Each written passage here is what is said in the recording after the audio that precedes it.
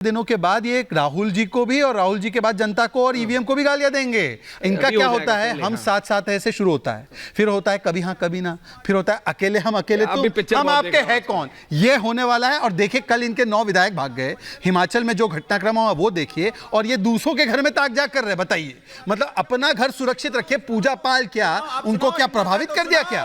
पूजा पाल राजू पाल की धर्मपत्नी थी, जो उनके साथ जो हुआ राजू पाल के साथ, आपने अतीक अहमद को संरक्षण दिया और आज उसका बदला लेने का काम हुआ है, तो वो साथ में आई है और उसका भी आप अपमान करते हैं। और बीच में 10 सेकंड और बोलिए टेक 20 सेकंड्स आ रहा हूं। Anurag ji relax, don't do 1 by 1, 2 versus 2 now.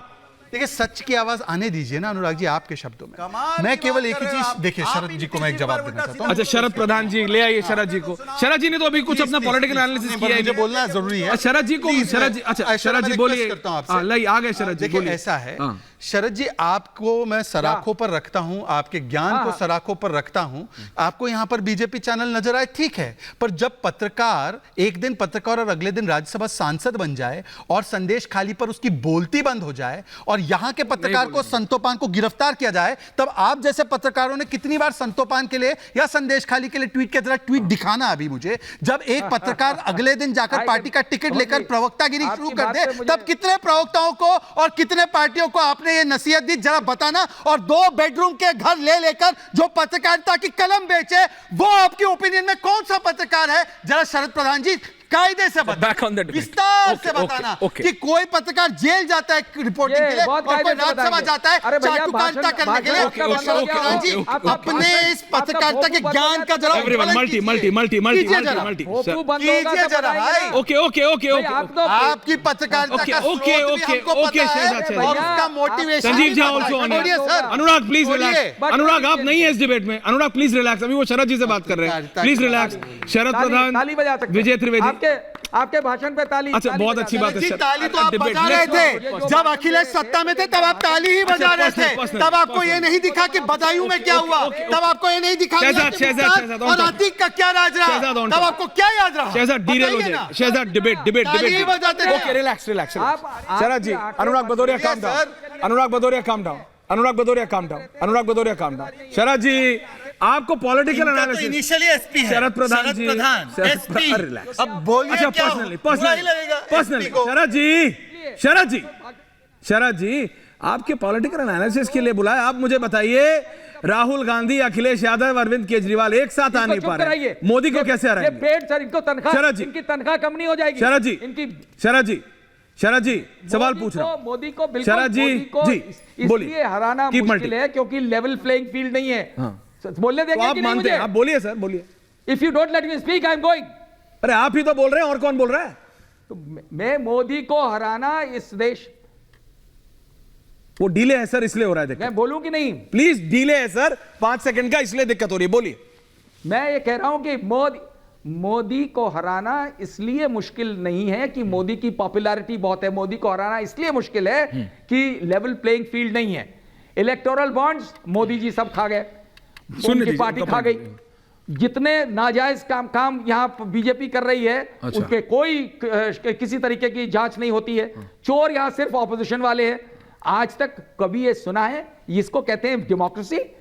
जितने ऐसा लगता है कि जैसे ऑपोजिशन में, ठीक है चोर तो दोनों में है ना, चोर ऑपोजिशन में भी है, चोर बीजेपी में भी है, लेकिन किसी के खिलाफ जांच, ईडी और सीबीआई का इस्तेमाल like an agency of the Bharatiya Janata party, ये लेवल प्लेइंग फील्ड है। ये इलेक्टोरल तरीके हैं लड़ने के। ईवीएम में हैकिंग नहीं हो सकती, मैं खुद हमेशा इसका वो रहा हूं, लेकिन ईवीएम्स मैनिपुलेट होती हैं आफ्टर वीवीपैट। ये बड़ा एविडेंट है, ये सामने आ चुका है। मतलब ईवीएम वाला वापस आ रहा है। Brief for the party. Okay, हमारा एज अ जर्नलिस्ट ये काम नहीं है किसी के लिए ब्रीफ होल्ड करें, हम तो सबको उतना ही कंडेम करते हैं। बहुत अच्छी बात है सर। जितने इमोरलिटी पॉलिटिक्स में इस देश में करिए नहीं, संदेश खाली में नहीं बोलेंगे, उनको सूट नहीं करता, किसी देश में ऐसी हालत, दैट्स हिज व्यू पॉइंट। लेकिन प्लीज डोंट इंटरप्ट, बोलिए sir, I am not interrupting, बोलिए। इसमें जो है ये कहना कि बड़ी फेयरनेस हो रही है। मीडिया, जिसका नाम किसी ने बड़ा सही गोदी मीडिया रखा, अच्छा बड़ा सही चंक, मैं नहीं कह रहा हूं सारे के सारे, chunk of the media his master's voice बन गया है। तो कहां से लेवल प्लेइंग फील्ड होगी? ओके, ठीक है, point taken Sharad ji. Vineet has spoken. Sanjeev Jha ji आ रहा हूं, त्रिपाठी जी बोले नहीं अभी तक। हाँ विजय जी आ रहा हूं। जी आपको राम राम, मेरे सभी को पैनलिस्टों को राम राम और सभी दर्शकों को भी राम राम।